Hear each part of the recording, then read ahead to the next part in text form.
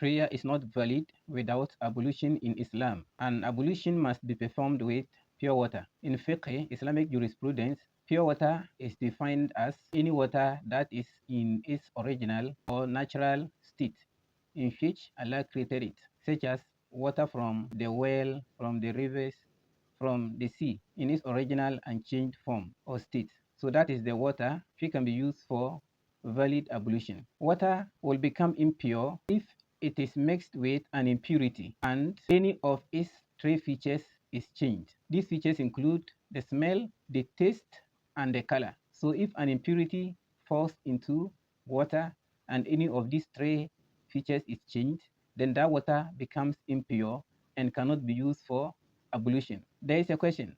What if the water is mixed with something that is pure, something that is not an impurity? If water is mixed with something that is not an impurity and the water is not completely changed, that means we can still call it water.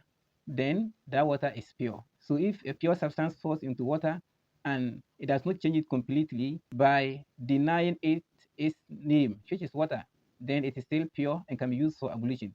But if the water is completely changed such that we cannot call it water again, then that water cannot be used for ablution. Although it is still pure, but it cannot be used for ablution because it is not called water. It is no more water. For example, if you get some tea into water or some cocoa powder into water, a small quantity of it, if the color, the smell, or the taste, if any of these features changes, but the water is not completely changed, then it is still called water. But if the name water cannot be applied to it again, such that you added more of the cocoa powder or more of the tea to the water, such that it turns into cocoa, you call it cocoa or you call it tea, then it is no more water again. As long as you cannot call it water, then you cannot use it for ablution.